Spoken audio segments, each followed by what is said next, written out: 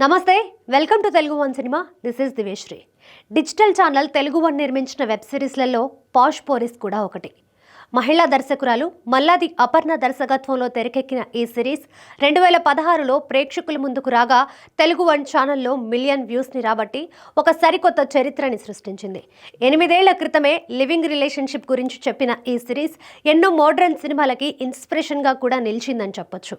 ఈరోజు అనుకోకుండా దర్శకురాలు అపర్ణ హఠాత్తు మరణం చెందారు. హెల్త్ ఇష్యూ వల్లనే అని తెలుస్తోంది. దీంతో పాష్ పోరీస్ బృందం ఒక్కసారిగా షాక్కి గురైంది.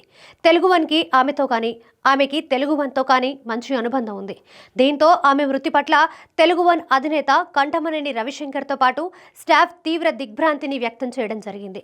వారి ఆత్మకు శాంతి కలగాలని కోరుకుంటూ ఆమె కుటుంబ సభ్యులకు తమ ప్రగాఢ సానుభూతిని తెలియజేశారు. పాష్ పోరీస్తో పాటు కొన్ని సినిమాలకి కూడా పనిచేసిన అపర్ణ లాస్ ఏంజల్స్లో బెస్ట్ ఫిలిం మేకర్, శాన్ ఫ్రాన్సిస్కోలోని ఫిలిం ఆర్ట్స్ ఫౌండేషన్లో ఫిలిం మేకింగ్ నేర్చుకుంది. 2001లో ఆమె తెరకెక్కించిన షార్ట్ ఫిలిం నుపూర్ 25 కంటే ఎక్కువ అంతర్జాతీయ చలనచిత్రోత్సవాల్లో ప్రదర్శింపబడింది. యుఎస్ఏ ఫిలిం ఫెస్టివల్, డల్లాస్లో ఫ్యామిలీ అవార్డ్ మరియు రొచెస్టర్లో బెస్ట్ ఆఫ్ ది ఫెస్ట్లో చేర్చడానికి కూడా నుపూర్ ఆహ్వానింపబడింది.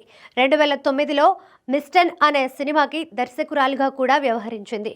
ఈ చిత్రం యూజిన్ ఇంటర్నేషనల్ ఫిలిం ఫెస్టివల్, ఓరెగాన్లో ఉత్తమ ఆర్ట్ ఫిలింగా ట్రోఫీని గెలుచుకోవడమే కాకుండా ఫిలిం ఇండియా వరల్డ్ వైడ్ విభాగంలో ముంబై ఇంటర్నేషనల్ ఫిలిం ఫెస్టివల్లో అంతర్జాతీయ ప్రీమియర్ను కూడా జరుపుకుంది. ది అనుశ్రీ ఎక్స్పెరిమెంట్స్ అనే మరో చిత్రానికి కూడా దర్శకత్వం వహించింది. ఇక అపర్ణ మృతి పట్ల రచయితల సంఘం తరఫున స్టార్ రైటర్ పరుచూరి గోపాలకృష్ణతో పాటు సంఘ సభ్యులు కూడా తమ సంతాపాన్ని తెలియజేశారు.